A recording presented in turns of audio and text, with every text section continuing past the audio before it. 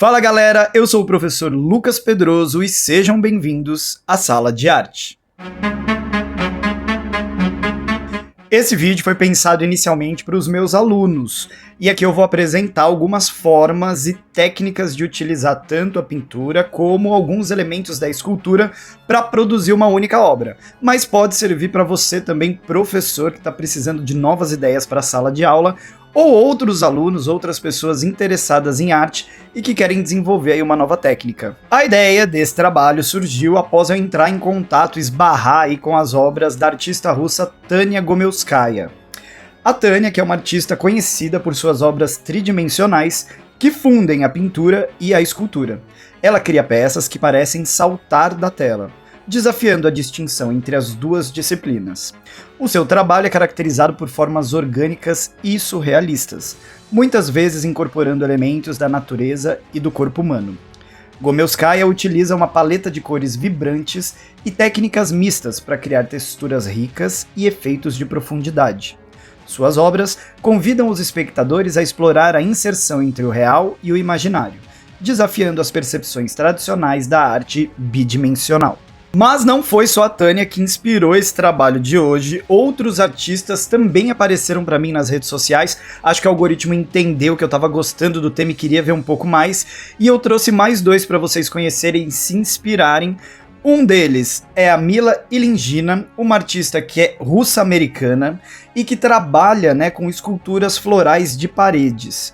Ela cria peças originais e únicas que refletem a sua profunda conexão com a natureza e os seus padrões vibrantes e intrincados.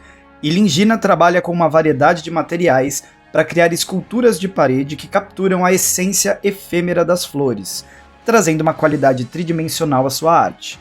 O seu trabalho é uma celebração da beleza natural e da complexidade das formas orgânicas, convidando os espectadores a apreciar a delicadeza e a forma da natureza.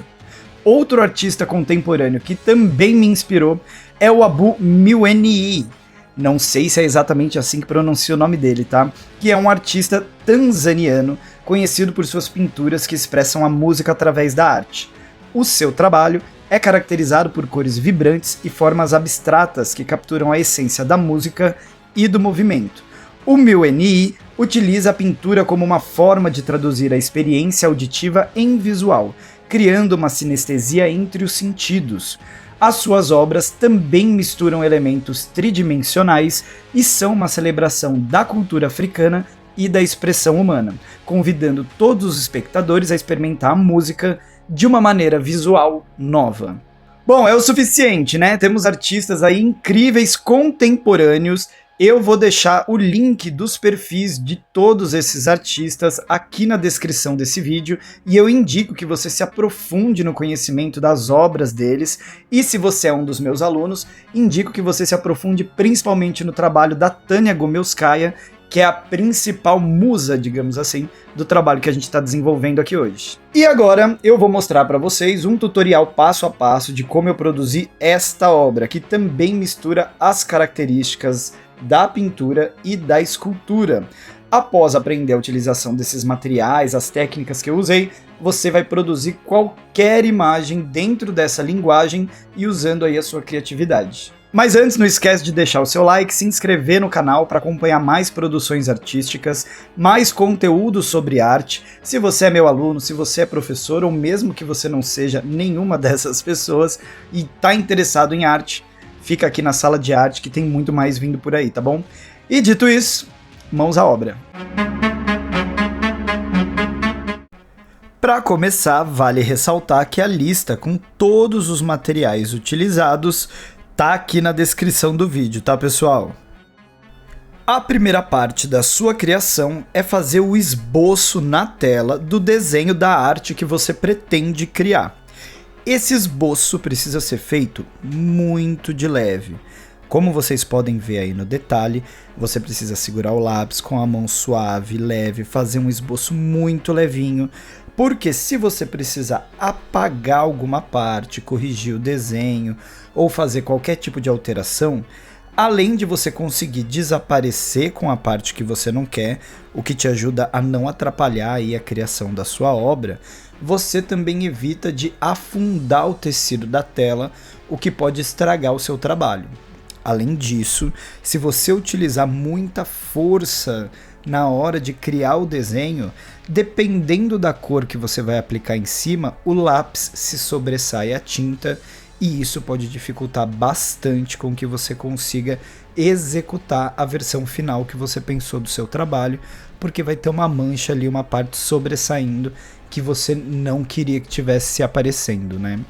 Outra parte importante que vale a gente ressaltar aqui é que na hora de usar a borracha você também não pode fazer força com ela na tela, não pode pressionar demais ela na tela, porque isso também vai afundar sua tela, estragando o tecido da tela e dificultando aí com que você consiga construir a sua obra. Então, se não for proposital, se não for fazer parte da sua obra, é tudo muito de leve, muito fininho, para conseguir apagar tranquilamente. Agora, na sequência, eu escolhi fazer já a pintura do fundo. Eu indico que, principalmente se você vai trabalhar com alguma massa em cima da sua tela, o ideal é que você deixe pelo menos o fundo já pintado, tenha uma pré-camada, mesmo que você vá refazê-la depois, que é o caso dessa obra aqui que nós estamos construindo hoje. Eu vou repintar ainda esse fundo, mas eu já vou inserir ali, ao redor do meu elemento principal, as cores do fundo. Eu vou fazer um pequeno degradê entre o preto, azul escuro, azul claro e branco, porque além de me ajudar ali a definir algumas coisas sobre a minha obra, isso vai me ajudar a desaparecer com imperfeições mais para frente. Quando a gente vai inserir a massa, que vocês vão inserir um pouco mais para frente, sem ter pintado o fundo, na hora de fazer a pintura do fundo, é possível que ou a gente pinte errado parte do elemento principal e essas cores se invadam, se misturem, ou é possível também que a gente faça uma pintura ruim de fundo, porque se for algo muito complexo que tiver em cima feito com a massa como elemento principal, isso vai atrapalhar demais na hora de fazer a pintura de fundo. Então, para você se precaver, deixa o fundo pintado primeiro, ou coloca pelo menos uma cor base no seu fundo, porque aí depois a gente pinta mais uma vez por cima. A tinta que a gente está usando é a tinta acrílica, né? E a tinta acrílica é uma tinta de secagem super rápida. Então dá pra gente fazer várias camadas, uma em cima da outra, num certo curto espaço de tempo. É importante ressaltar que na hora da utilização de qualquer pote de tinta líquida, é importante que você sempre chacoalhe antes, tá? Para a tinta poder misturar com os conservantes e os diluentes que existem dentro dela, o que vai melhorar a qualidade da tinta que você vai usar no seu trabalho. Se você não misturar, tem uma chance grande de que você tenha outros materiais químicos na sua tela que não sejam propriamente a tinta ou o pigmento que você quer. Como vocês podem perceber, eu fui colocando aí algumas porções de tinta já em cima da tela, para depois só misturá-las com a passagem do pincel. Vou aproveitar para dar mais uma dica aqui: não se vira pote de tinta em cima de tela, tá? Principalmente se for a tinta acrílica. Tem alguns motivos para isso. Dependendo do tanto que você está pretendendo usar, se você não for usar o pote inteiro, ou uma porção muito grande, uma porção muito generosa, ou que não vai fazer diferença a quantidade de tinta que cair, até dá para você virar. Mas se você precisa de uma quantidade mais específica, pega o pote, tira a tinta com o pincel e depois você coloca a tinta na sua tela, tá? Você evita excessos de tinta que podem atrapalhar ou estragar o que você está querendo, principalmente se a gente vai falando em mistura de cores, né? Toda vez que eu estou usando cores muito claras e estou misturando essas cores com outras mais escuras, eu não posso me esquecer que a cor escura rouba a luz da cor clara. E nesse roubar a luz, ela meio que desaparece com a cor clara se eu não fizer uma mistura numa proporção muito correta, muito exata. Então eu tenho que ter essa preparação, tenho que ter esse planejamento de quanto de tinta eu vou precisar para fazer a mistura correta, se for haver uma mistura, né? Eu tô falando aqui agora sobre mistura porque eu tô fazendo um fundo que eu vou misturar essas cores. E tem mais um motivo, tá? Se eu viro esse pote de tinta e eu sujo o bocal desse pote de tinta, eu vou acabar estragando o meu pote. Por quê? A tinta acrílica, principalmente, né, ela é feita com uma resina acrílica que ela é um material que cola. É quase igual ao látex que a gente tem aí na cola, né? Ele vai grudar. Então, se eu sujo o bocal ali da tinta, eu vou fechar com a tampa e depois eu não consigo mais abrir esse pote de novo, porque ele vai ficar colado. Esse material, inclusive, é um dos que ajuda essa tinta acrílica a secar muito rápido. Até aproveito para já dar uma próxima dica sobre essa secagem da tinta acrílica. Se você vai fazer misturas com a tinta acrílica, você tem que fazer misturas rápidas. Você tem que ser super rápido na hora da mistura, se você for produzi-la ali em cima da superfície, né, da tela, ou até mesmo em outro lugar, e já fazer a pintura, porque a tinta acrílica vai secar rápido, e se você não tiver ligado ali para fazer rapidinho a sua mistura, você não vai mais conseguir misturar, porque ela vai secar e aí ela não vai ter mais aderência uma cor na outra. E tem mais uma dica, que vem aí mais uma diquinha. Outra coisa que é importante é você pensar que toda vez que você for misturar uma cor com a outra, você precisa limpar o pincel. Principalmente se a cor que você está misturando for mais clara do que a cor anterior. Se for uma cor mais escura, dependendo de qual mistura você está fazendo, dá para usar o mesmo pincel e a tinta vai ficando do mais claro para o mais escuro. Se forem tons muito fortes, como no caso do quadro que eu estou pintando, o preto e o azul escuro, que são pigmentos que têm baixíssima luz, são muito próximos ali na cor e não acaba não atrapalhando se eu usar o mesmo pincel. Mas ali no caso do branco, eu sempre preciso limpar o pincel para depois pegar a tinta branca e fazer mais camadas em cima para fazer essa mistura. Vocês vão perceber que uma das coisas que eu fiz também é pegar um pincel um pouco mais fofinho, redondo, para dar umas batidinhas e dar algumas misturas em formato de círculos, tá? Isso ajuda bastante a fazer ali uma mistura mais esfumada. Eu não estou me preocupando muito em fazer uma mistura muito perfeita, muito específica, porque ainda vem muitas camadas, não só de tinta, mas de outros materiais por cima. Eu estou só construindo um fundo para ter uma ideia, um planejamento de como vai ficar essa minha pintura, e a partir daí eu vou começar a construção com a massa.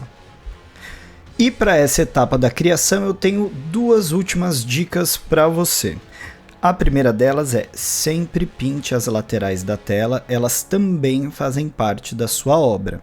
Vocês vão perceber aqui nesse trabalho que até a massa que a gente vai usar de argila para construir o elemento tridimensional dessa obra também vai invadir as laterais da minha tela. E além disso, como vocês podem ver aí no vídeo, eu coloquei um saco plástico grande de lixo que eu tinha em casa embaixo da minha tela. Por quê?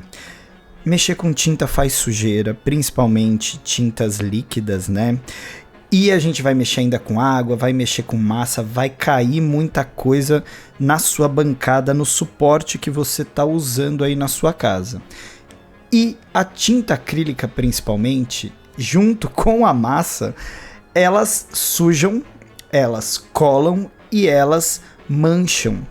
Então não deixa cair na sua roupa, não deixa cair num espaço que depois você precisa dele limpo, que não seja um ateliê seu de trabalho que pode sujar. É sempre bom fazer uma cobertura do seu espaço de trabalho para evitar que você tenha aí sujeira ou uma tinta que estrague o seu móvel, que não saia da superfície que você está usando. Agora é hora de a gente começar a utilização da massa de argila.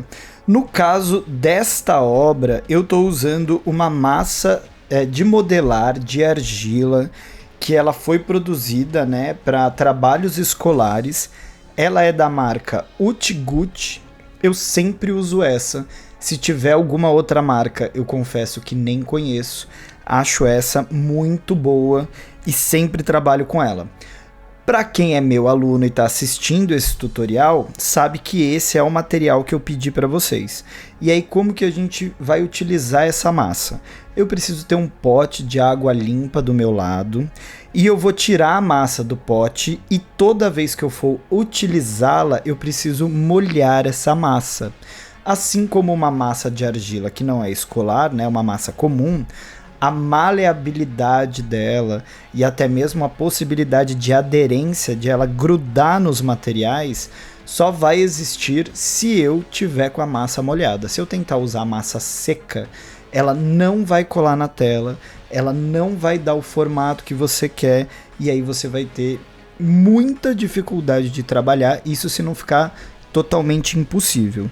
Então percebam que todo pedacinho de massa que eu tô pegando para utilizar e construir aí o formato da minha árvore está molhado. Uma outra dica que eu dou para vocês é: molhem também a tela. A tela é tecido, tá, gente? Então vocês podem molhar esse tecido da tela, porque na hora que você colocar a massa molhada na tela molhada, a aderência dos dois materiais é melhor. Você vai conseguir fazer com que a massa efetivamente grude. Não é o único material que a gente vai usar para garantir que a massa fique grudada na sua tela. Até porque, dependendo de como você constrói, do tamanho da tridimensionalidade que você vai colocar aí, pode ter alguns outros elementos aí como a gravidade que façam com que isso caia da sua tela. Então mais para frente a gente vai fazer algumas outras coberturas por cima. Mas para já ajudar nessa fixação, molha a sua tela, molha a sua mão, molha a massa e aí você vai trabalhando com ela aí. Como vocês podem perceber, eu já estou modelando, pelo menos minimamente, a massa no formato que eu quero da árvore que eu estou construindo, com os dedos mesmo. Mas vocês vão perceber também que o detalhamento vai ser feito depois. Nessa primeira etapa de inserir a massa, é muito importante que você faça o desenho e tenta ir primeiro pelas laterais e pelas bordas, porque você vai conseguindo fazer uma medida de se a massa que você tem vai ser suficiente para você usar. Se você perceber que no meio do seu trabalho a massa que você está usando não vai dar para você terminar, começa já a fazer adaptações no seu desenho, na sua ideia, deixa a camada mais fina. Eu usei 500 gramas de massa, 500 gramas, né, de massa, e foi mais do que o suficiente, até sobrou um pouquinho. Mas, se você for precisar de mais, o que eu acredito que não seja o caso, tá? Você tem que ter essa massa antes, porque não dá tempo de você sair, comprar outra, misturar com essa que você já usou, não vai dar certo, não vai funcionar para o seu trabalho. Se você perceber que vai acabar, adapta a sua obra, corta partes ou deixa mais fino, tá? Para finalizar essa etapa, basta você cobrir toda a extensão que você deseja da sua obra com a massa e, se possível, faça camadas sobrepostas de massa. Isso vai aumentar a tridimensionalidade da sua obra. A gente vai potencializar isso com a pintura, mas quanto mais níveis e camadas diferentes você fizer, melhor para dar indicação de tridimensionalidade na sua obra. Vocês vão perceber que vai ficar bastante sujo em volta da escultura que você acabou de criar na tela. Não tem problema, tá? É só você pegar um paninho ou então um papelzinho, molhar ele na água e vai retirando com cuidado para não estragar o formato do que você acabou de produzir, todos os excessos que estão em volta, manchas que ficaram em cima da tela, vai retirando tudo. Quando isso secar, vocês vão perceber que vai ficar uma mancha esbranquiçada em cima da tinta. Não tem problema, tá? Nós ainda vamos fazer mais uma camada em cima dessa escultura e dessa pintura de látex com cola. E isso vai deixar essa superfície totalmente lisa e limpa mais uma vez para a gente inserir a camada final de tinta. Então deixa limpinho. A gente vai esperar secar isso depois. E aí, claro, depois que você já tiver limpo, né, toda essa parte extra que caiu para fora da sua obra, vem a parte dos detalhes. É a hora que a gente vai começar a inserir detalhes, ranhuras ou qualquer tipo de material que não seja somente a massa em cima dessa massa, tá? Se você for trabalhar com outros materiais que você queira colocar pelo meio da massa, inserir, espetar, enfim, cada um vai produzir uma ideia diferente de obra, né? Então não tem aqui como eu ficar imaginando exatamente todas as possibilidades. Mas depois de fazer essa limpeza do que está por fora, é a hora de você dar os detalhes. Vocês vão perceber que eu vou começar a fazer, no caso da minha árvore, as ranhuras, afundamentos, começar a criar ali todo o desenho que seria o da casca de uma árvore em cima dessa massa. Essa parte tem que ser feita rápido, tá? A massa Uti-Guti que a gente está usando também é uma massa de secagem rápida. É claro que a secagem completa dela vai durar de 24 a 36 horas, mas ela já começa a ir sugando a água que você estava passando nela e ela já vai endurecendo e vai ficando cada vez mais difícil de você trabalhar com ela se você não for rápido, tá? É por isso que é importante a gente sempre planejar a obra de arte que a gente pretende fazer, porque na hora da execução, se eu estou com um material de secagem rápida, como é o caso dessa massa de argila e o caso da tinta acrílica, eu consigo produzir com mais rapidez, mais eficiência e evito de ter problemas aí no meio do caminho, tá bom? Eu levei aí cerca de 20 minutos para fazer todo esse trabalho e depois eu só esperei secar. 2000 anos depois.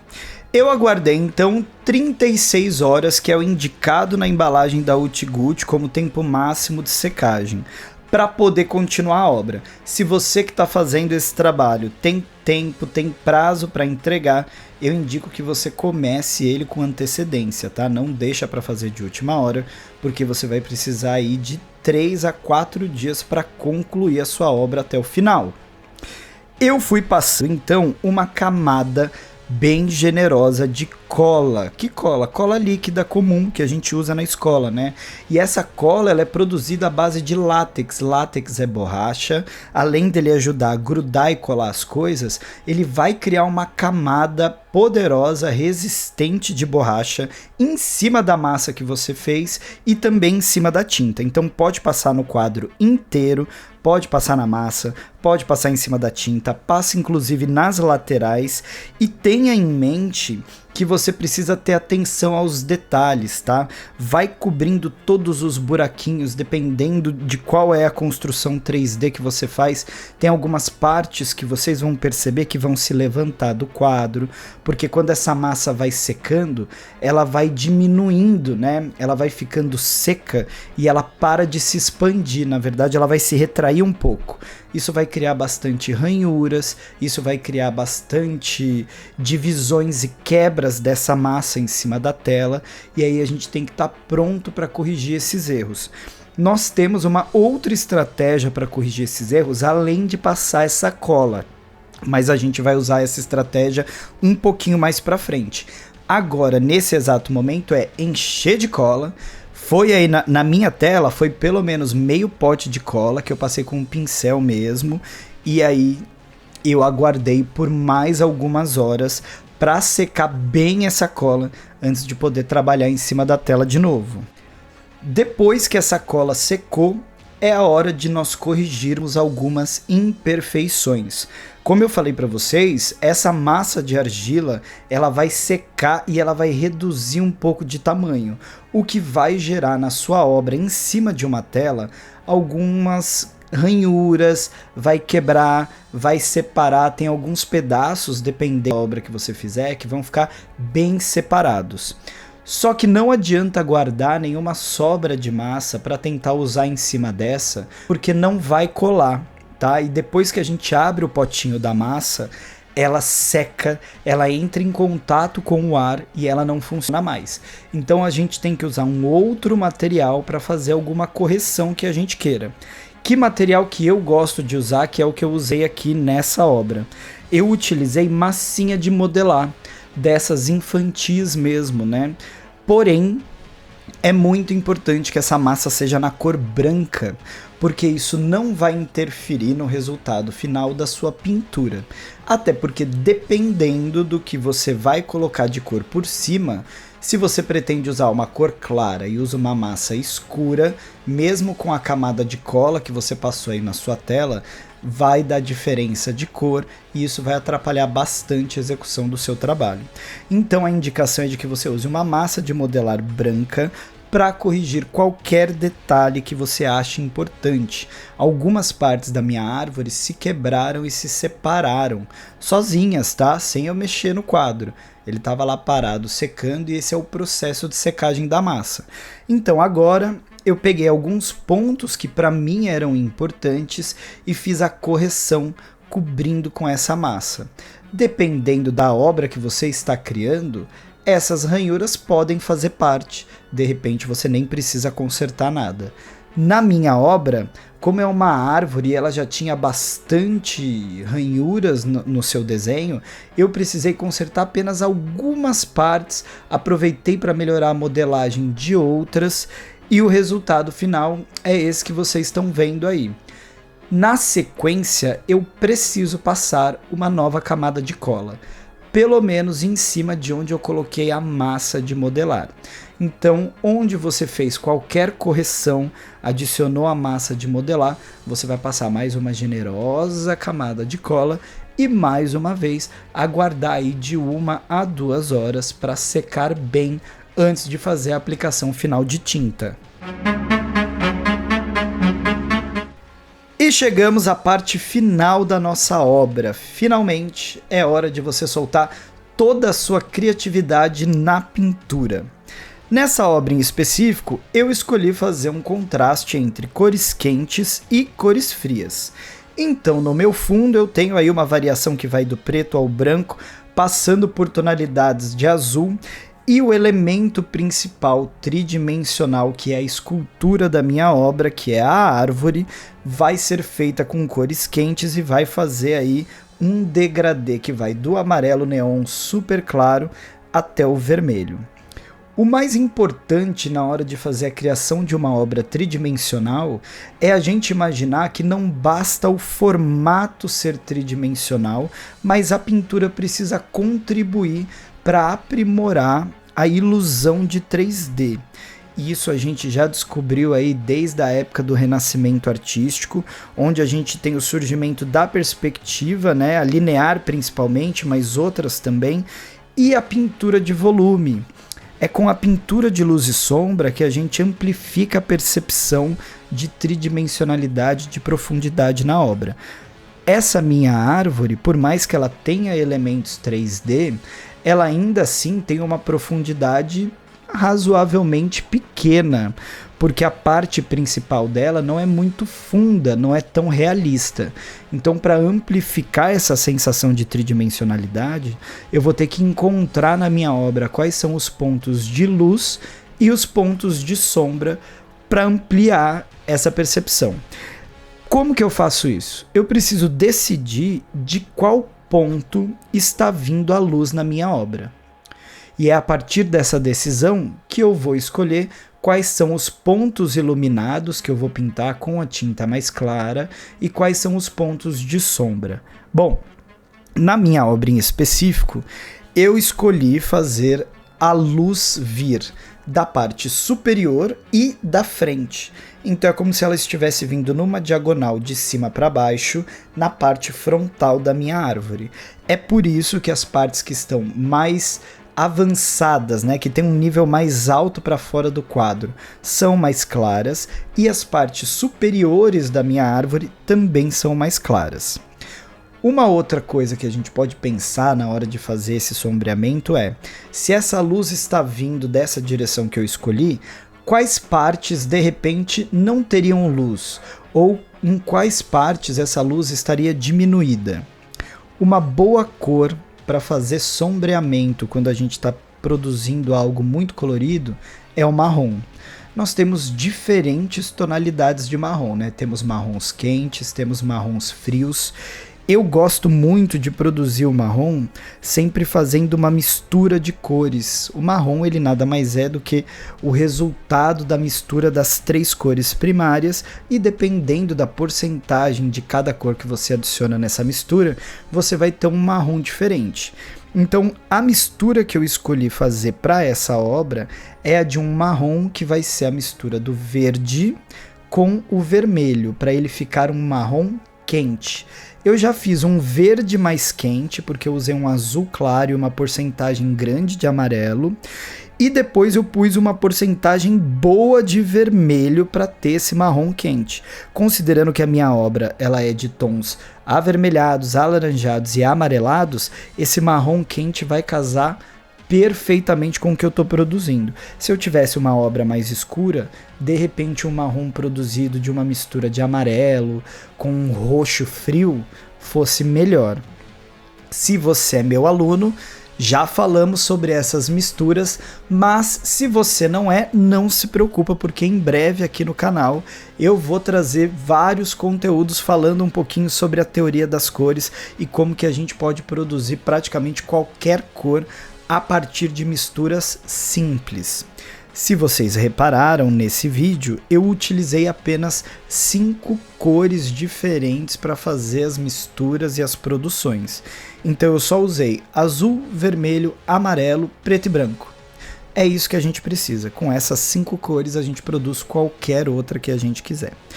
Bom, observando aí o desenvolvimento da pintura, vocês vão perceber que eu fui pegando as partes inferiores dos galhos e as partes mais afastadas na tridimensionalidade dos elementos mais destacados da obra e colocando esse marrom e fazendo alguns pontos de luz com um amarelo um pouco mais forte, até mesmo na base da árvore, para mostrar que eles estão mais avançados e mais para frente.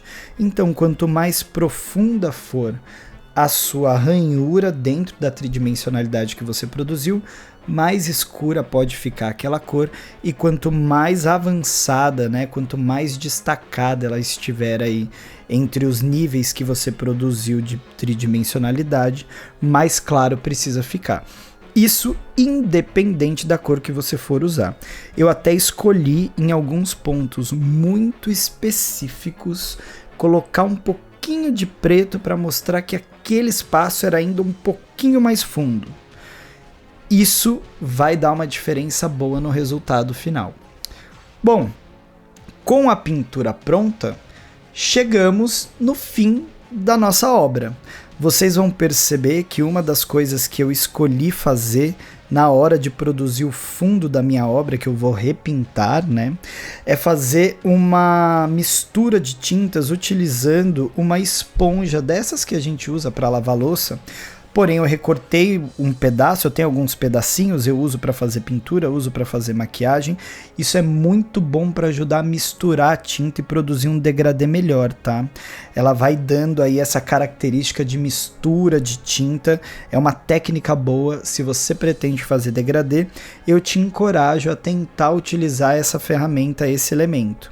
E o branco que eu vou inserir na minha obra, ele também vai ter um elemento de ilusão 3D e 2D ao mesmo tempo.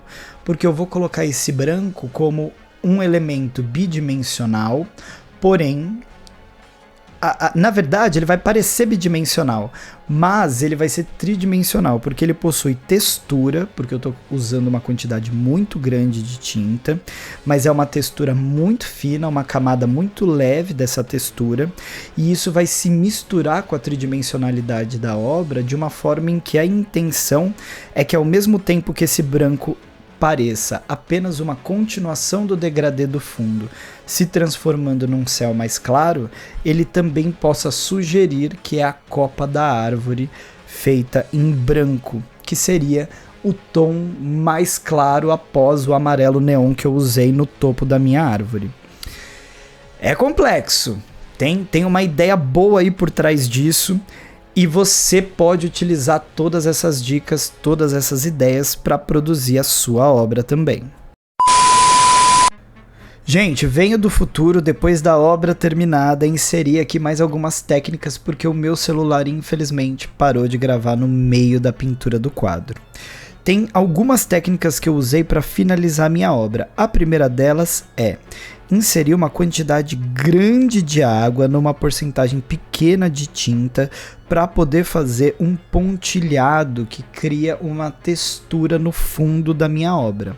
Eu fiz essa textura, como vocês podem ver aí no exemplo da imagem, colocando algumas barreiras, tá? Para que essa tinta que eu pus posteriormente não chegasse até a árvore e caísse exclusivamente nos pontos do fundo que eu gostaria.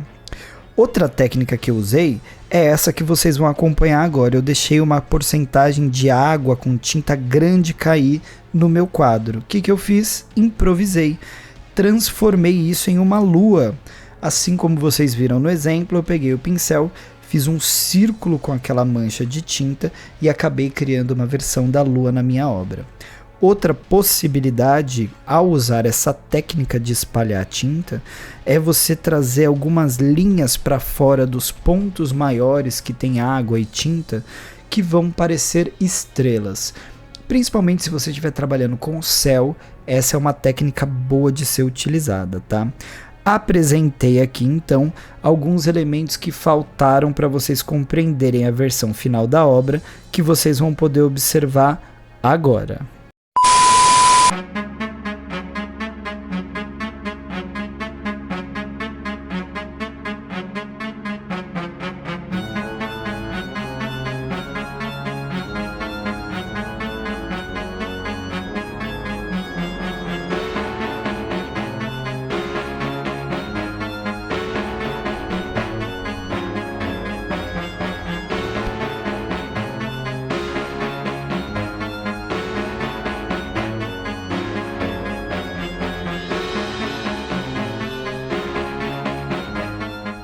Bom, galera, esse foi o tutorial de hoje. Essa foi uma videoaula da qual eu espero que você tenha aproveitado bastante.